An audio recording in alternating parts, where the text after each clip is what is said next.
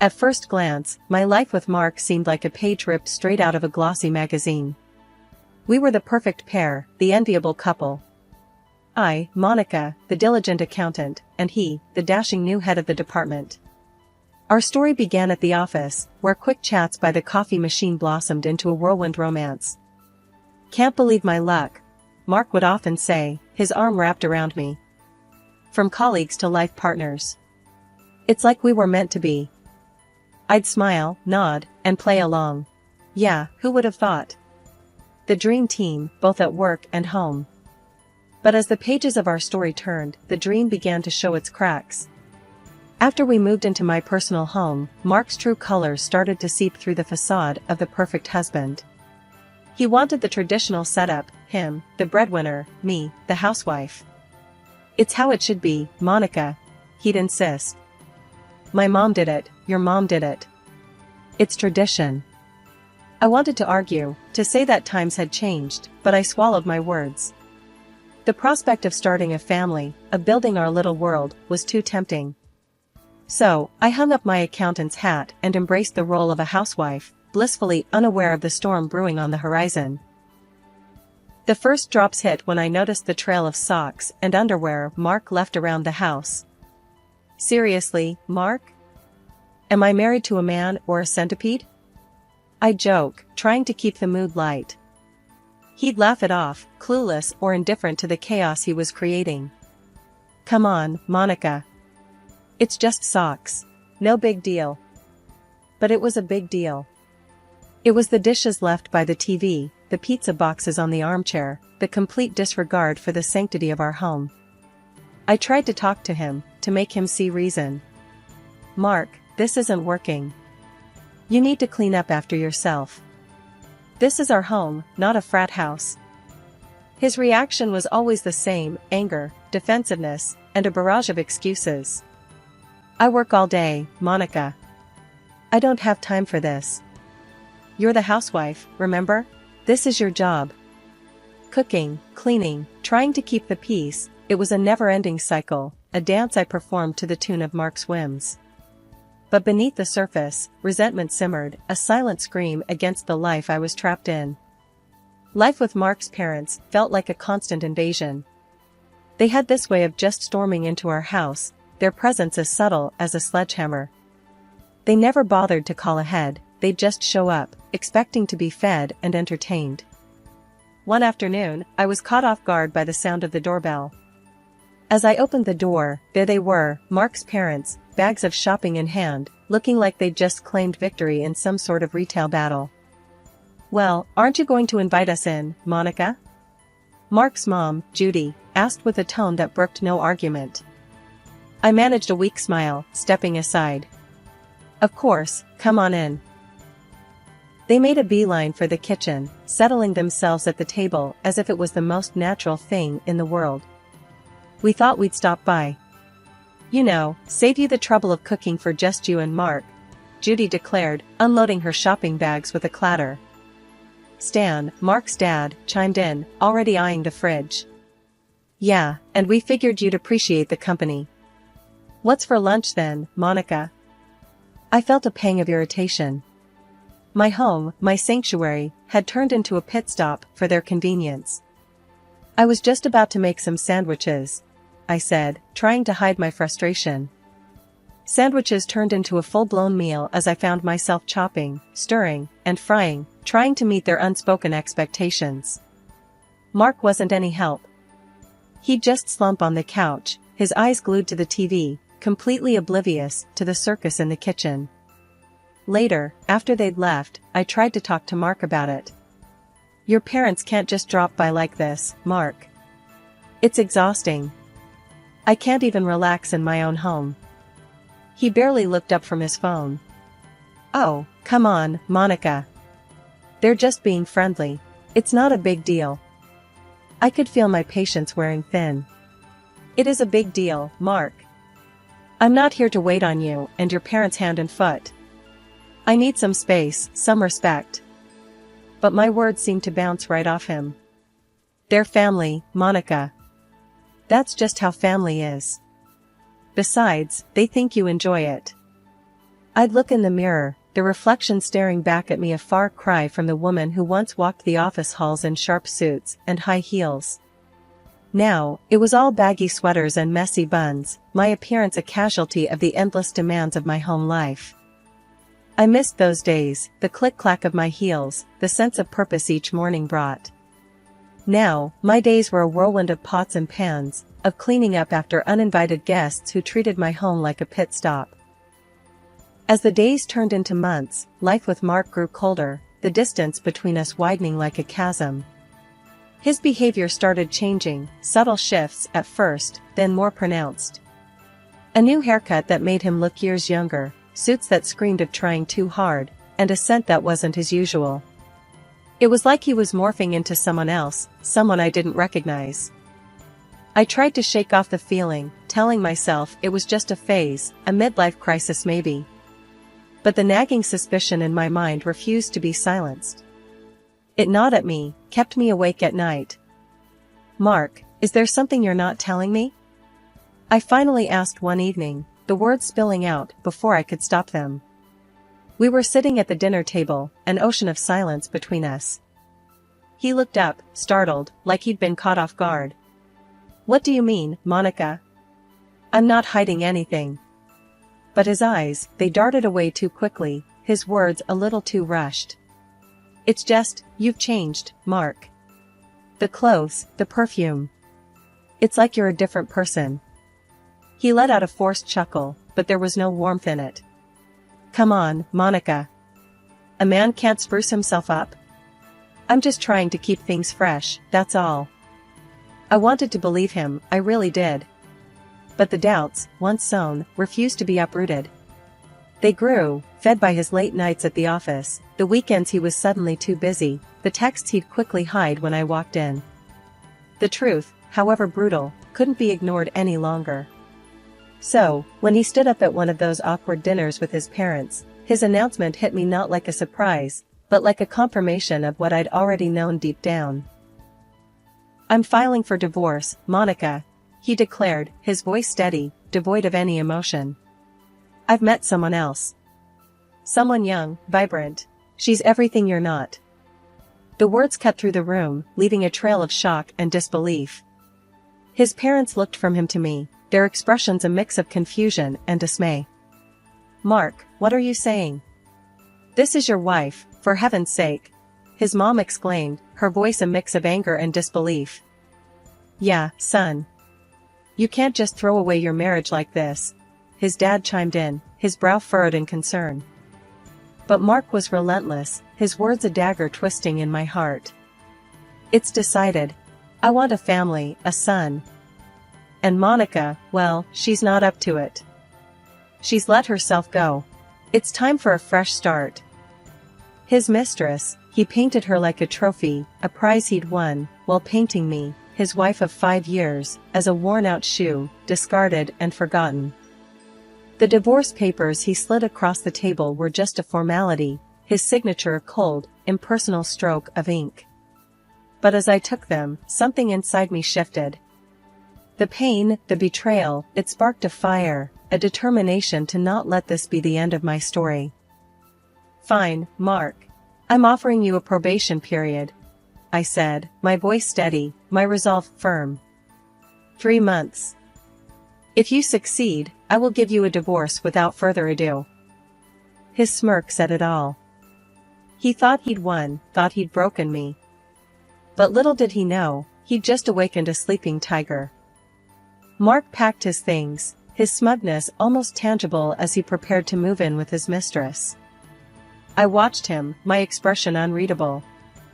"Enjoy your probation period, Mark. Make sure she's worth it." His grin was all the confirmation I needed that he had no idea what was coming. The moment he left, I felt a weight lift off my shoulders. It was time for a fresh start, and not just for me. The moment I suggested the probation period, I knew it was a gamble. My friend, Lisa, thought I'd completely lost it. We sat in my kitchen, the room still echoing with the remnants of Mark's departure. "Monica, this is madness," Lisa exclaimed, her eyebrows knitted in concern. You're just giving him a free pass to walk all over you. I took a slow sip of my coffee, feeling the warmth spread through me. No, Lisa. This isn't surrender. It's strategy. Mark thinks he's playing me, but he's actually walking right into my trap. Lisa looked skeptical, her arms crossed. And what about his parents? They treat your place like a drive-through. You going to let that slide too? A smirk tugged at the corner of my lips. Oh, they're part of the plan too. Just wait and see. Sure enough, the very next day, as if on cue, Mark's parents barged in, their uninvited presence as predictable as ever. This time, though, I was ready. I stood in the doorway, blocking their path with a newfound resolve. Monica, dear, move aside. We're famished. Mark's mom, Judy, declared, trying to push past me. Not so fast, I said, standing my ground. You're both on a 3-month probation period, just like Mark. The confusion on their faces was almost comical. Probation period? What nonsense is this? Mark's dad, Ron, blustered, his face turning a shade of red I hadn't seen before. You heard me, I continued, my voice calm but firm. It's time for some ground rules. My house isn't a diner, and I'm not your personal chef. Respect that, or find somewhere else to eat. Judy's mouth opened and closed, like a fish out of water. But we're family, Monica. You can't just. I can, and I am, I interrupted, the power of taking control surging through me. Family or not, everyone needs to respect my space. You've had a free pass for too long. Ron looked like he was about to argue further, but Judy placed a hand on his arm, a silent signal. They exchanged a look, a silent conversation passing between them. Finally, with a huff, Ron nodded. Fine, Monica. We'll respect your probation period, he grumbled, the words clearly leaving a bitter taste in his mouth. The silence in the house was deafening after Mark and his parents left. It was the first time in years I had the space to just breathe. I looked around, taking in the quiet, and something inside me clicked. This was my chance, my time to rediscover the Monica I'd buried under layers of compromise and sacrifice. I started with small steps. First, it was the clutter Mark had left behind.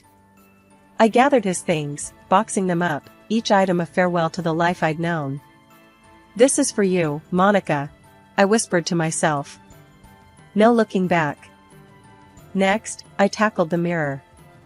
The reflection staring back at me was a far cry from the vibrant woman I used to be. Time to change that, I said, my voice a mix of determination and excitement. I rummaged through my closet, pushing past the shapeless clothes I'd hidden behind. Deep down, I found the outfits I'd worn back in my accounting days, sharp, chic, a reminder of the confident woman I was. I dressed, the fabric feeling like armor, and for the first time in ages, I smiled at my reflection. The transformation didn't stop there. I hit the ground running, literally. Each morning, I laced up my sneakers and pounded the pavement, the rhythm of my steps a chant of empowerment. You're doing this, Monica. For you? I'd tell myself as the miles flew by. My diet changed too. No more quick fixes or catering to uninvited guests. I cooked for one, savoring each meal as a celebration of my newfound independence. The beauty salon became my sanctuary. I sat in the stylist's chair, the buzz of the scissors a melody of change. Just do it, I told the stylist. I'm ready for a new me. And so, my hair was cut, my style revamped. When I looked in the mirror, I didn't just see Monica, I saw strength, resilience, the beauty of a woman reborn. One evening, as I reveled in the quiet of my home, Lisa dropped by, unannounced, but always welcome. Her jaw dropped when she saw me. Monica, is that really you? She gasped, her eyes wide with amazement. I laughed, the sound rich and genuine. The one and only. What do you think? Lisa circled me, her expression one of pure awe. I think Mark won't know what hit him. You're stunning, Monica. Truly. The compliment warmed my heart, but I knew the transformation ran deeper than appearances. It's not for Mark, Lisa. It's for me. I'm rediscovering the Monica I lost, and you know what? She's pretty amazing. Lisa hugged me, her support as unwavering as ever. She always was, Monica. She always was. With my confidence restored and my spirit unbroken, I took the next step. I dusted off my resume, the document a testament to my skills and achievements. Interviews were lined up, each one an opportunity, a doorway to the future I was building for myself. 2 months after Mark's departure, my quiet routine was interrupted by a call that I had anticipated, yet it still held a tinge of surprise. Mark's name flashed on my phone screen, and I answered with a mix of curiosity and a well-concealed sense of triumph. Monica, I need your help. Mark's voice came through, tinged with a desperation I hadn't heard before. She's left me. Said she couldn't deal with my habits, the socks, the mess. I'm alone, Monica. I leaned against the kitchen counter, a sly smile playing on my lips. Really, Mark? That's unfortunate. But what exactly do you want from me now? His voice cracked slightly. I want to come back, Monica. I realize I made a mistake. Can we meet? Please? The words I had been waiting to say came out smoothly. All right, Mark. Let's have dinner this Saturday at our place. We'll talk then. I could hear the relief mixed with a note of triumph in his voice. Thank you, Monica. I'll be there. I knew you'd give us another chance. After the call, the wheels in my mind began to turn. This dinner would be more than just a meal, it would be my stage. I promptly called Mark's parents, extending the invitation for what I knew would be an unforgettable evening. Judy, Ron, I thought you should join us for dinner this Saturday. Mark will be there, I said, my voice steady and inviting. Judy's response was quick and enthusiastic. Oh, Monica, that's wonderful news. We've been so worried about you too. It's about time things went back to normal. Ron's voice rumbled through the phone. Yes, we're looking forward to it, Monica. It's good to have the family back together. Little did they know that normal was the furthest thing from what this dinner was going to be about. I spent the next few days planning not just the menu, but also how I would articulate the newfound clarity and strength I had garnered in their absence. Saturday arrived, bringing with it a moment I had anticipated yet dreaded. The doorbell's chime echoed through the house, a herald of the impending confrontation. I took a deep breath and opened the door. There stood Mark, suitcases in tow, a smirk painting his face. Behind him, Judy and Ron loomed, their expressions a mixture of hope and silent expectations. I knew you'd come to your senses, Mark said, his voice dripping with a misplaced confidence as his eyes roamed over the new me. Wow, Monica, you look incredible. See, I told you she'd come around, he said, turning to his parents with an air of triumph. Judy chimed in, her voice tinged with relief. Oh, Monica, we're so glad. It's about time things got back to how they were. I motioned for them to sit, my demeanor calm but firm. Please, let's settle down. We have much to discuss. As we gathered in the living room, an awkward tension hung in the air, thick and palpable. Mark, with a misplaced sense of victory, took the lead. Monica, I can't tell you how good it is to be back. I've missed us. And you've really changed. I met his gaze, my own unwavering. I didn't change for you. I changed for me. Mark, what you're seeing isn't a welcome back. It's a goodbye. The shock on his face was mirrored in his parents' expressions.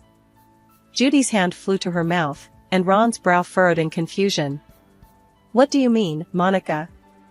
Judy managed to ask, her voice a quiver of disbelief.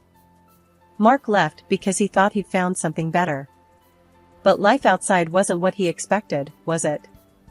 I said, turning my attention back to Mark, who seemed to shrink under the weight of my words. It's not like that, Monica. I realized I made a mistake. That woman, she was nothing compared to you. She left because she couldn't handle, well, the things you always took care of. Mark stuttered, his bravado fading with each word. You mean your mess, your irresponsibility? I corrected him sharply. And now you think you can just waltz back in here, back into my life? Judy interjected, her voice laced with desperation. But Monica, he's realized his mistake. Can't you give him another chance? No, Judy. A mistake is forgetting to pay a bill, not destroying a marriage. And Ron, you both need to understand that my home is not your convenience. I continued, addressing each of them, making sure my stance was clear. Ron, who had been silent, finally spoke, his voice a low rumble. But we're family, Monica. Family sticks together. That's just it, Ron. Family respects each other. Mark disrespected our marriage, and you both disrespected my home. That's not family, that's taking advantage. Mark, now fully deflated, made one last plea. Monica, please, I have nowhere else to go. I'll change, I swear. I stood up, my resolve as solid as ever. It's too late for promises, Mark. We're done. And as for having nowhere to go, that was your choice when you left. I've moved on. You gave me these divorce papers, I said, holding them up. And I signed them. We'd been officially divorced for 2 months. The room went silent, the shock palpable in the air. Mark's parents looked from him to me, disbelief written all over their faces. You're divorced? Judy finally managed to say, her voice barely a whisper. I nodded. Yes, and now, I'd like Mark to collect his things and leave my house. And Judy, Ron, I wish you well, but from now on, my home is my own, I declared, the finality in my tone broking no argument. Mark was grasping at straws now, desperation clear in his voice. Monica, please, I made a mistake. I'll change, I promise. I'll clean, I'll cook, I'll do anything. But my decision was firm. It's too late, Mark.